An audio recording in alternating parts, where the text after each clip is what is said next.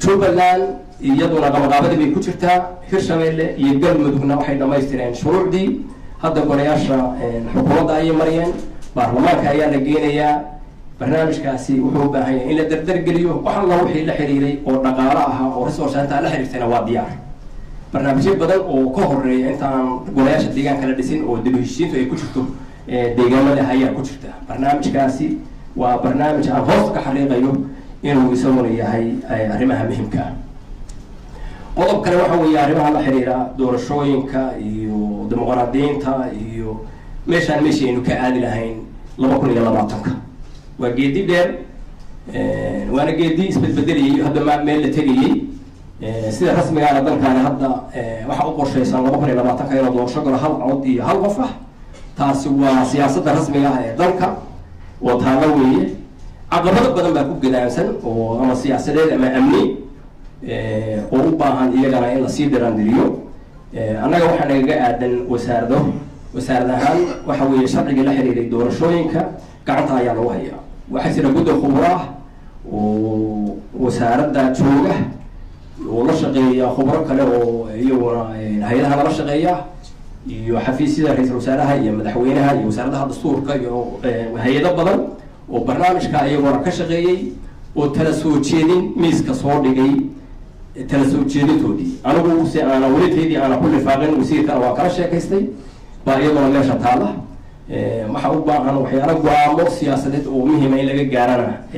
way u baahan tahay arrintaasina waa arrin degdeg u baahan iyadana in wax loo qabto wasaaradda waxaa jooga dad shaqaalaha oo aada u wanaagsan dad khubro ah oo aada u wanaagsan dad aragtidoodu ay aada u sarreyso dad isku duban oo heella weeye waxaan hubaa in ay iyaguna ay gacan fiican ay wasiirka siinayaan waana ka codsanayaa inay siiyaan gacan buuxda ay siiyaan waxaa joogaan u mahadnaqayaa iyagana guddiyo nala shaqeeyo ka mid yihiin guddiga xuduudaha iyo federaalka guddiga doorashooyinka guddiga qaxootiga qaranka oo dhammaantood la ah guddiyada la shaqeysa wasaaradda la shaqeysa xiriirka dowladda oo shaqada la leh dhammaantood waa la mahadnaqayaa iyo shaqaalaha iyo intii nala soo shaqeysa intaasi waa inta guud hal eray oo kale oo kama dambaysa ayaan rabaa inaan dhaho mudane ra-iisul wasaare mudane madaxweyne dalkani sidiisaba maanta waa lagu yahay dalkani waa lagu yahay waana daalleeyahay dadkiisuna siyaasad ahaan iyo amni ahaanba waa dayacan yihiin meel fogna waa laga yimi dhaqaale ahaan nasabool baa nahay kalsoonida shacabkuna way kala daadsan tahay oo kalsooni xumo siyaasadeed ayaa jirta dalkani wuxuu u baahan yahay marka isku wad iyo isu dulqaadasho oo ah furaha u ah in meesha la joogo hore looga sii socdo si taa loo gaaro qof kaliya ama koox kaliyihi ma noqon karto cidda iyadu arrintaa dhinaadhisa wuxuu u baahnaan doonaa marka talawadaad koox kaliya ma noqon doonto ama ma aha cidda soo aragtay ama og meesha loo guurayo oo meeshaan looga guurayo arrimaha si loo gaaro waxaa loo baahan yahay marka in dalkaani uu yeesho dood caafimaad oo dhab ah xasaasi ah mararka qaarkood xanuun badan laakiin aan qofaysnayn aan siyaasadaysnayn aan danaysnayn laakiin soomaaliyeysan ama beriyeysan waxaan ujeedaa mustaqbalka ku wajahan taa ayaa loo baahan yahay taas ayaana caafimaadka ku jiraa labada doodood oo kala gedisan iyo afraarta kala gedisan dhexdooda ayaana xalka soomaalida ku jira intii burburku dhacay ama aynu ku kacaynay ama sanadihii ugu dambeeyey waxa ugu xun oo inuu ku dhaco labada waxood waa wadaadka ka fikir duwan ku dhufta shabadda cadaabta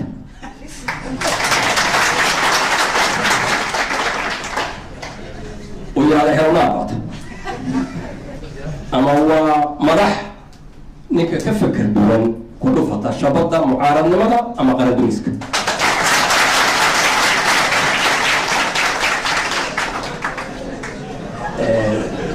intaa kadib intaas taasna Soomaaliyeed ma keenayso inta ayaan hadalkayga kusoo koobi lahaa intaa ka bacdi waxaan soo dhaweynayaa wasiirka cusub iyo wasaaradda waxaan idin dardaarmayaa khayr iyo nabadgelyo iyo wanaag dhammaantiin waa mahadsantihiin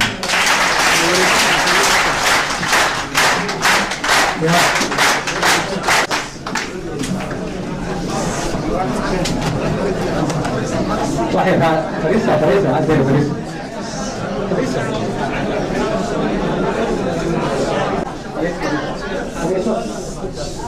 وحاول صحيح يا حلوريجينتي لما وزير كلا سيحني مدن رئيس على كحجين قبجوك وكي هاي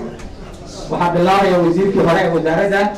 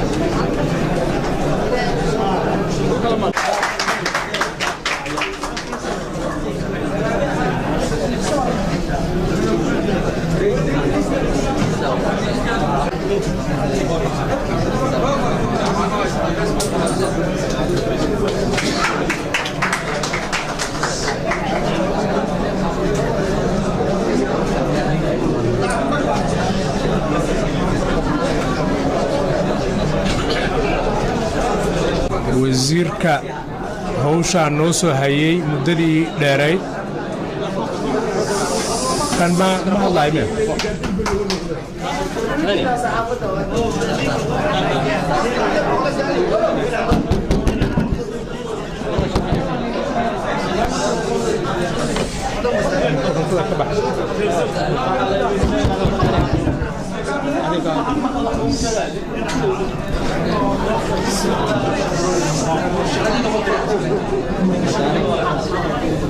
ra'iisul wasaare ku-xigeenka dowladda federaalka Soomaaliya wala la maqla miya aad u dhawaada miya sibaalka shaqeyn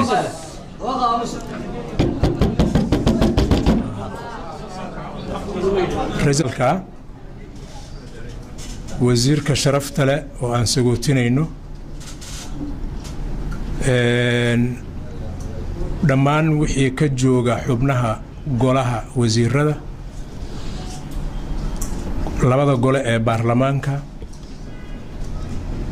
mas'uuliyiinta gudiyada haya howlaha ay la wadaan ama ay ka wada shaqeeyaan wasaaradda arrimaha gudaha iyo federaalka iyo dib u heshiisiinta dhammaan dadka meeshan jooga oo dhan capacity ay ku joogaanba walaalayaal waa salaamantiin dhammaantiin marka koowaad waxaan rabaa inaan u mahad celiyo cabdi faarax siciid oo ah wasiirka aan maanta meeshan ku sagootinayno oo runtii si aad iyo aad niyad wanaag u ah qalbi furaan u ah markaan imidba iska xil saaray inuu isoo raadiyo qabanqaabiyo inaan is aragno sidii isbeddelka labadeena mas-uul ay ugu dhici lahayd si aad iyo aad u fiican ka shaqeeyey ra'yigeedii oo urursanna soo qadimay sidii ay ahaydna runtii aan ugu guulaysanno inay u hirgasho waxaan rabaa dadka meeshaan hadda ka soo qayb galay fadhigan waxaa suurowda in shaqooyin la soo baajiyey waxaa suurowda in siyaabo kala duwan aysan raaxo u ahayn inaad shir saacado badan fadhiso lalayaalo waa mahadsantihiin 100%. anu waxaan rabaa inaan idhaahdo 2 erayo kooban. ereyga koowaad intiina itaqaana waad ogtihiin siyaasad kama soo shaqayn jirin anugu waxaan ka shaqayn jiray howlo kale waxa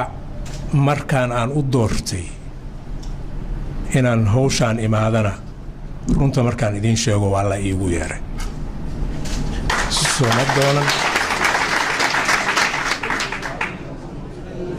sooma doonan kama shaqayn inaan mas-uuliyaddaas qaado dadka mas-uuliyiinta u ah waddankan ayaa gartay inaan dadka shaqeeya hadda tiimka shaqeeya ku soo biiro anna xoogaa waxay ila noqotay nacasnimo iyo waajika gaabsi inaan idhaahdo maya idinla shaqayn maaya raalli ahaada aad iyo aadaan ugu mahad celinayaa inay hawshaas iigu yeereenna waxaan qabaa inay wax meesha ku jiro tahay iyagana waxaan leeyahay intii aan karo oo karaankayga insha allah waxaan ku dadaali doonaa qiimaynta iyo karaamaynta la isiiyey in la iigu yaro mas-uuliyaddaas inaan buuxiyo intaan buuxin karo insha allah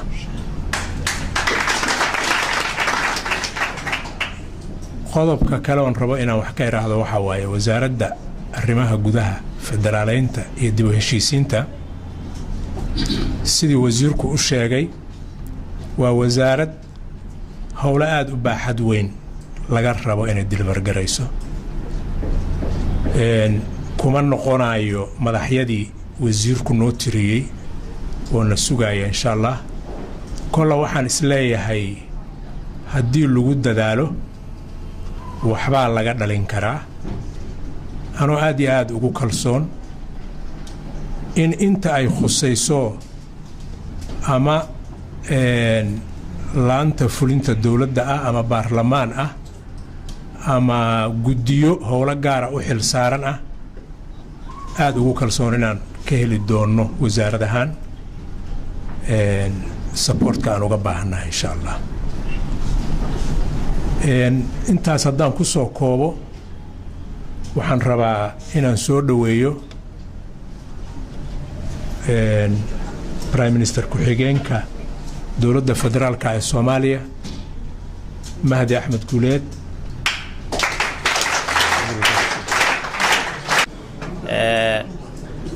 wasiirkii hore wasaaradda arrimaha gudaha federaalka iyo dib u heshiisiinta wasiirka cusub wasaaradda arrimaha gudaha federaalka iyo dib u heshiisiinta wasiiru dowlaha wasiir ku-xigeenka wasiirka xafiiska wasiir dowlaha xafiiska ra'iisul wasaaraha xildhibaanada labada aqal golaha shacabka iyo aqalka sare shaqaalaha wasaaradda arrimaha gudaha federaalka iyo dib u heshiisiinta marti sharafta kaliya bahda saxaafadda dhammaantiin waa salaamantihiin assalaamu calaykum waraxmatullaahi wabarakaatu waa markii labaad ee aan hoolkan iyo shaqaalaha sharafta lahoo ay aqoontiyo kartidu ka muuqato lafdhabarta u ah wasaaraddan aan xil wareejin ka soo qayb galo 2 wasiir oo xilka isku wareejinaya markii xukuumadda la dhisay waxaan ka soo qayb galay wasiir Odawaa iyo wasiir Juxa oo isla halkan aynu maaragtay xilka ugu kala wareejinay maantana in saaxiibkay Juxa oo ah dhaqan yaqaan ah oday Soomaaliyeed maanta aan sagootino oo shaqadii badneed uu qabtay 10 bilood uu halkan tiriyay oo wax qabad badan oo fiican uu ka muujiyay isaga iyo shaqaalihiina lafdhabarta wasaaradda u ah iyo mas'uuliyiinta kale ee wasaaradda ka tirsanba hadday tahay dhinaca dib u heshiisiinta in la yeegleelo qorshihii qaranka oon ogaa daahfurkii qorshaha qaranka ee dib u heshiisiinta oo aynu soo bandhignay iyo in laga shaqeeyo khilaafaadka ama sidii loo heshiisiin lahaa gaalkacyo ama gobolka magaalada gaalkacyo oo anigu markaan hay-adda ka shaqayn jirayna aan qayb weyn ku lahaa heshiisiinta labada dhinac aan ka soo shaqeeyey iyo shabeellada hoose qudheeda oo ay aad u dadaaleen dhinacyada labada beeloodba oo wax badan ay qabteen waxaa kaloo run ahaantii shaqo badan laga qabtay nidaamka federaalka yagleelidiisa waa hawlo nagu cusub oo ballaadhan oo waqti badan u baahan in laga shaqeeyo oo aan Soomaaliya ku cusub marka aan eegno nidaamka federaalka ee naanfaca keebuu yahay u abtirino nidaamyo kala duwan oo federaal ah baa jira keebaa Soomaali anfaca hawshaasi si dhaqaajinteeda iyo taabagelinteeda idinkoo wasaaradii ah iyo Cabdi Maxamed Sabri oo aqoon u leh dalka oo waliba goobjoog ahaa waxaan aaminsanahay in wax badan ay ka wada qaban doontaan haddii Ilaahay yiraahdo iyo saludhigida dastuurka in nidaam dastuuriya ay ahaadaan oo ku saleysnaadaan habka federaalku waxa kaloo wasaaradda aan ogahay wax badan aan ka wada shaqeynay wasiir Juxa qalfoofka shuruucda doorashooyinka waayo waxa inagu soo fool leh doorashada 2021 oo aynu u baahannahay in hal qof iyo hal cod aynu u gudubno intiina xildhibaanada ah waxaan filayaa inaad way aragnimo idinku fulan ku soo aragteen koobiyo konton qof oo codaynaya iyo odayaashii iyo marka in tartan furan la galo waa habaynu soo moognay runtii laakiin in tartan furan la galaa waa wax isaguna meesha ku jiray tahay inaynu ka shaqeyno wasaaradda u yaal qarankana u wada yaala waxa kaloo in hor yaal sharcigii jinsiyadda oo wasaaraddan lafdhabar u tahay ilaa hadda waxaynu ku soo dhaqmaynay sharcigii jinsiyadda 62kii qabiyo qoraal aad looga soo dooday ilaa wasaaradihii hore oo idinkuna ka soo shaqeyseen ayaa yaala golaha wasiiradana wasiir Juxa u qaybiyay kaas taabagelintiisii iyo meelmarintiisii waa inoo taala sharcigii maamulka degmooyinka ayaa inoo yaal iyo daadajintii maamulka marka shaqo weyn oo ballaaran baa runtii wasaaradda ay qabatay haddana u taal waayo wasaaradda u ballaaran weeye xataa dawladnimada Soomaaliya 60kii ilaa intii ka dambeysay wasaaradani lafdhabar bay u ahayd jiritaanka nidaamka maamulka ee gudaha dakhliga amniga haday tahay oday dhaqameedka haday tahay bulshada dhinacyadeeda kala duwan haday tahay maamulka daadajintiisa iyo isku xidhka madaxda sare ee qaranka iyo ilaa iyo heer degmo iyo heer tuulo iyo xaafadeedba waa wasaaradda u xil saaran ee qaranka uga mas'uulka ah wasiirka waa ku raacsanahay walaalkay Juxa in dhinacyo badan ay waxa la yiri waagi siyaad barre dooda socotay waxay ahayd wadaad iyo wadaad xume malaha waqtiyada duruqda suufiga ama tasawufka ayaa inagu xooganaa iyo aragti cusub oo meelo kale ka timid oo fikirkeeda lagu kala duwanaa laakiin taa waxa bedeshay mid dhiig yacab ah oo dhiig daadinaysa oo sharaftii iyo cirdigii qofka muslimka ah ama Soomaali ha noqdo ama cid kale ha noqday xalaashatay oo aanan filahayn aragti inaguna ku wada qanacsanahay aragti diini ah oo sax ah inaanay ku saleysnayn laakiin dhinaca siyaasadda wasiir Juxa waxaan xusuusin lahaa aragtida siyaasadeed ee dalka ka jirta dulqaadkeeda iyo isu dulqaadashadeeda iyo maan rag waa mudacaya afkii waa mid adiguna aad hormuud u ahayd aad ka soo shaqeysay intii wasiirka arrimaha gudaha aad ahaydna aad ka shaqeysay ma jirto caburin siyaasadeed oo madaxweyne Farmaajo iyo ra'iisul wasaare Xasan Cali Khayre iyo xukuumaddiisuba ay keeneen kana shaqeeyaan laakiin waxay ka shaqeeyaan hormuud noo yihiin xukuumaduna tahay isu dulqaadasho siyaasadeed iyo fikirka siyaasiga ah inaan la isku culuubin fikirka siyaasiga la isku xurmeeyo waxaan nahay dad islaamka haddaad quraanka haddaad akhridaan waxa ku taal suuratul baqara aayad waxay leedahay la ikraha fi diin soo dad muslimiin manihin diinta kaliya ee la aqoonsan yahay ee jirta waa diinta islaamka soo maaha in diina cinda Allah al-islam diinta kaliya ee ilaahay aqoonsan yahay ka diiwaan gashan agtiisu waa diinta islaamka diintii weyneed hadii la yiri waa diinta kaliya la aqoonsan yahay haddana quraanka wuxuu yiri la ikraha fi diin qofka diin kala haysta ama masiixiya ama majuusiya ama bilaa diinba ah ama yahuudiya nabad kula noolow haddii diintii weyneed bay isugu dulqaatay la yiri oo ku wada jira waxay noo diidayeen inaynu nidhaahno ma jirto la ikraha fi siyaasa marka walaalkay wasiir Juxa aragtida cusub ee uu inagu hogaaminayo madaxweynaheenu waxa weeye ra'iisul wasaaruhuna fulinaya la ikraaha fi siyaasa dood furan diyaar baanu u nahay oo dastuurka ka hadasha oo nidaamka federaalinta ka hadasha oo wada jirka ummadda Soomaaliyeed ka hadasha oo dib u heshiisiinta ka hadasha oo doorashooyin xor ah oo xalaal ka hadasha waanu ku marti qaadaynaa walaalkay wasiir Juxa oo dhaqan yaqaan waa oday Soomaaliyeed wax badan oo inagala shaqeyn doona intaasaan ku soo gabagabeynaya waa mahadsantiin wassalaamu calaykum waraxmatullaahi wabarakaatuh